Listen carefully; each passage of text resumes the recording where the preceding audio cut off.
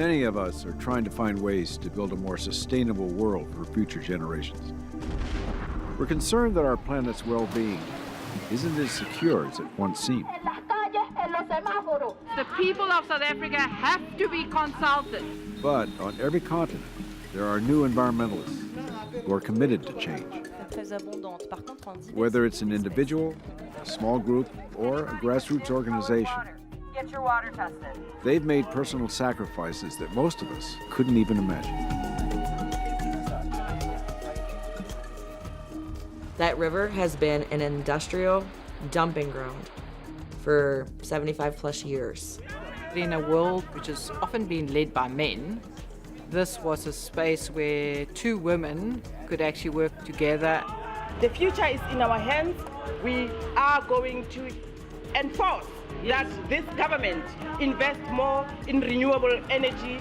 We had a petition against deep sea bottom trawling, and it flew to 900,000 signatures. All we need is political will. The new environmentalists, ordinary people affecting extraordinary change.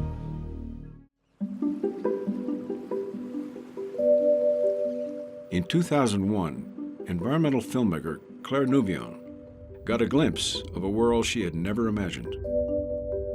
That was a life-changing experience. And I thought, I have to share this wonder with everyone. Everyone has to know that this lives on our planet. The deep ocean, with an average depth of almost 2.5 miles, is the largest habitat on Earth. It's also home to some of the oldest living creatures on the planet. But this fragile environment is being devastated by an industrial fishing practice known as deep-sea bottom trawling. It's basically a bulldozer, so it destroys absolutely everything. The trawlers in the North Atlantic were targeting just 3 species of fish for the consumer market. There are 100 other species which are going to be thrown back dead at sea. It makes absolutely no sense.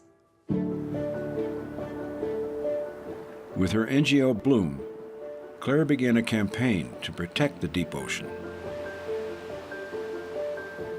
You need education, you need awareness, but then you need to make sure that there is a bridge to the real policy world. In 2012, Claire saw a chance to make real change. The European Union had proposed legislation to ban deep-sea bottom trawling. This was a great opportunity to join forces with other NGOs and to push really hard for a deep-sea bottom trawl ban. We are working towards the protection of the deep ocean from destructive fishing practices. These are industrial ships that have political reach, so they were blocking the whole legislative, evolution of Europe on this specific issue. The French fleet was primarily owned by supermarket giant Intermarché. Their ships were hauling up over 6 million pounds of fish from the deep sea every year. Intermarché was an easy target because they were well known. They were also the biggest fisher in the deep sea. Claire launched an all-out assault against the supermarket chain. First, she waged and won a legal battle against Intermarché for false advertising about their sustainable fishing practices. Then she ranked supermarkets according to their commitment to sustainable fishing.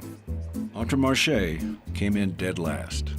We found out that deep-sea bottom trawl fleets were all losing money, but they were subsidized with public money. So taxpayers understood that we were all funding the destruction of the deep ocean. In an effort to publicize this information, Claire and a popular French cartoonist collaborated on a comic strip explaining the true environmental and economic cost of bottom trawling. The strip went viral. People were outraged. We had a petition against deep-sea bottom trawling, and it flew to 900,000 signatures. Intermarché bowed to the pressure. And all of a sudden, France, as an entity, was being completely ridiculed by the fact that the private sector had moved more ambitiously. That led to a policy change.